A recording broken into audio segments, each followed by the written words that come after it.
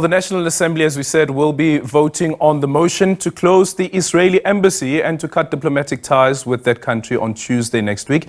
It has been tabled by the EFF and supported by the ANC. This comes just days after the ANC met with the South African Jewish Board of Deputies. The board has accused the ANC of making hurtful statements on the killing of Israeli civilians carried out by Hamas on October the 7th. For more on this, we are now joined by ANC spokesperson Mahlengi Bhengu-Motsiri. Mahlengi, good morning. Thank you so much for making time for us. Good morning, Aldrin. I hope you can hear me. Yes, we can. Thank you. How did the meeting go? The meeting went well in the spirit in which the ANC always consults with various interest groups. It was that type of a meeting where a lot of frankness, robustness was shared, and the ANC reiterated its stance in support of the liberation of the oppressed people of Palestine, at the same time also conveying the fact that there are many South African Jewish communities that stand with the people of Palestine. But again, as I say, these are conversations that are done without wanting to change any view of any other party, but the ANC is firm in its views. Yeah. In the statement that was issued by the Jewish Board of Deputies, and we spoke to them yesterday as well, they say that the ANC acknowledged the hurt its stance had caused the Jewish community. Is that the case? It is not the case.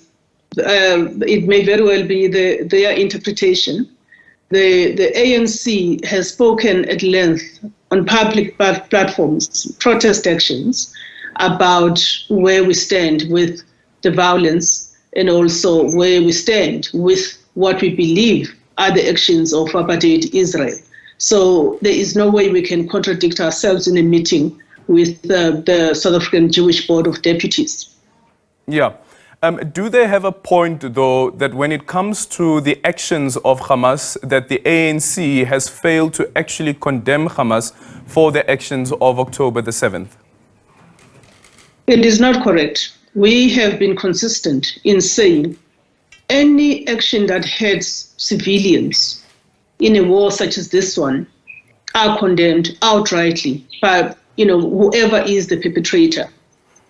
The expectation that we are going to focus on directing our energies on Hamas when we know that this war has been raging for close on many decades is trying to defocus us from focusing on what is now a global solidarity campaign in support of the people of Palestine.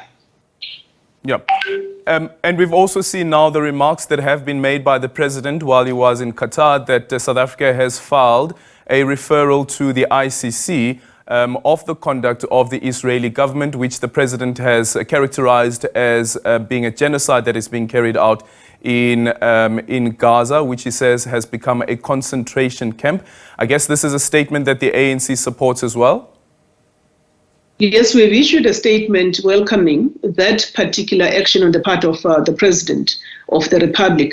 And this has been roundly supported by various interest groups in society, faith-based organizations, political parties. You can just follow the debates in Parliament, the mini plenaries that were taking place yesterday, all the way to the voting by the main plenary on Tuesday. It will become clear that that action by the President carries an overwhelming support of South Africans and certainly the parties that are represented in our national legislature. Yeah. And speaking about yesterday's mini plenary as well, the decision that the ANC has taken to support the EFF's motion, what informed that particular decision? And also we can't ignore the politics of it as well, because after all, the EFF is an opposition party and the ANC has always been clear around its stance in support of Palestine, even before the formation of the EFF. So why didn't the ANC bring this motion forward before? Well, issues of legislature programming or parliamentary programming in this instance, they happen in the way in which they happen. Just because the EFF has sponsored that particular motion at a time when it did, and this got processed by the programming committee of Parliament, doesn't mean that the ANC must act out of principle. The ANC must be consistent with its principle on the solidarity with the people of Palestine.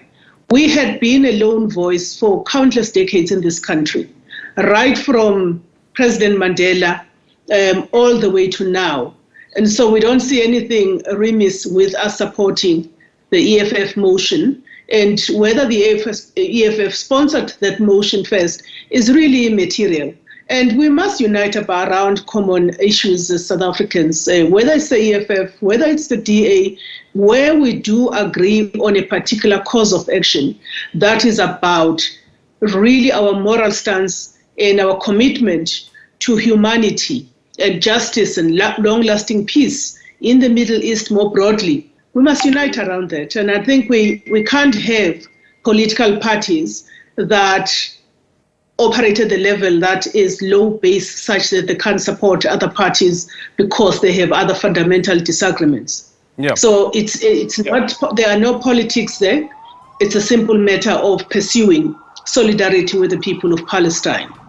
The Freedom Front Plus is arguing that the ANC is essentially weakening its position, or the country's position, of being a possible mediator or trying to find a solution to this ongoing war between Israel as well as Hamas, where you have now close to around 12,000 people have died on both sides, 1,400 in Israel and over 10,000 that have been killed in Gaza. What's the ANC's response to that?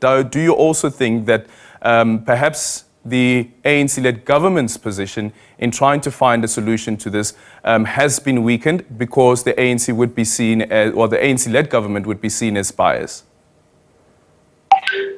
Well, I do have a brave suspicion, Aldrin, that our president may very well be approached alongside other reputable world leaders to be part of a permanent solution, because this is an untenable situation anyway, and there's no going back. You've seen struggles in the global north, the global south in support of Palestine, and so something is going to have to give. That's what I want to say. Secondly, secondly, not weakened our stance, because our stance is historic. There is no way the ANC would take a different view in 2023 when it has been consistently saying, liberate Palestine, allow for self-determination by Palestinians, come together for a two-state solution in which the two nations can live together side by side. So we absolutely have no qualms about it, and we don't believe that it does weaken South Africa's position. In fact, if anything, we receiving countless messages of support from people across the globe saying that we thank the party of Nelson Mandela for being consistent on this particular matter. Yeah. Some people arguing that the ANC is being hypocritical considering its non-alignment stance when it comes to the Russia invasion of Ukraine. How you juxtapose that to the stance that the party has taken now when it comes to the Israel and Hamas war? For starters, Palestine, Western Sahara, Cuba are our old friends and our current friends. So they're part of the ANC extended family. We share the same ideals, we've shared the same struggles together. The conflation of our stance of non-alignment has less to do with the issues of Palestine, because we are dirtying our hands. We've always been dirtying our hands, even when the world wasn't rising up to actually hear the cries and pleas of Palestinians. So it is what is hypocritical is that particular narrative. And of course, as part of our own narrative contestation, we continue to clarify that we will remain non-aligned. But here we are dealing with a sovereign state, Israel, that is practicing an apartheid system. Yeah. Would you say that Ukraine is a sovereign state as well, and it is being invaded by Russia? We would say that both are sovereign states, but we would say that issues are not the same. And in fact, the whole juxtaposition is quite strange, because those issues are quite different. And it's part of this whataboutism. And we think that you need to tackle the issue of Russia-Ukraine conflict, the issue of Israel-Palestine conflict, and many other conflicts on an issue-by-issue basis, because issues are not the same there. Okay. Just a final one. On Tuesday, once the National Assembly then sits down to vote on that motion, it seems as though that the EFF would have the numbers, of course, with the support of the ANC. If the motion does go through, what's the process after that? What happens?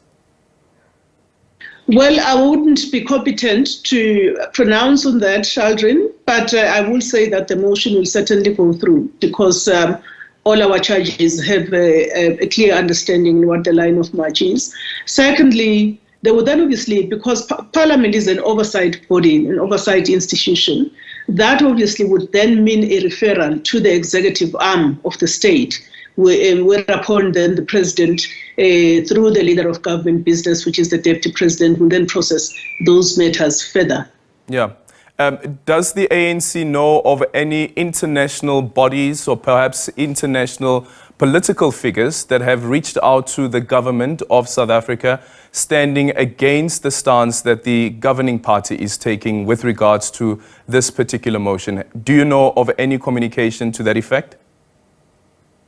I am not aware of any communication to that effect, certainly at a global level. What I am familiar with is the representations and approaches to the ANC with a view to working closely with President Ramaphosa in seeing to it that this particular motion is supported, including by international figures. And of course, what I do know is the lone voice of the two Jewish organizations, the Jewish Board of Deputies and the Zionist Federation, that I have been the lone voices. And I must also say that the two organizations, it's important, I read up a very interesting piece this morning where South African Jews for a Free Palestine writing to say, you are not speaking for all of us as the Jewish community in South Africa. So it's not a monolithic or homogeneous voice, and we also have to take note of that in our public reportage. Thank you so much for your time. That is Mahlengi Bhengu-Motsiri, who is the spokesperson for the ANC, on that meeting that they had with the Jewish Board of Deputies, as well as the decision by the party to support the motion that has been sponsored by the EFF to suspend political ties with Israel and also to close down the Israeli embassy in South Africa.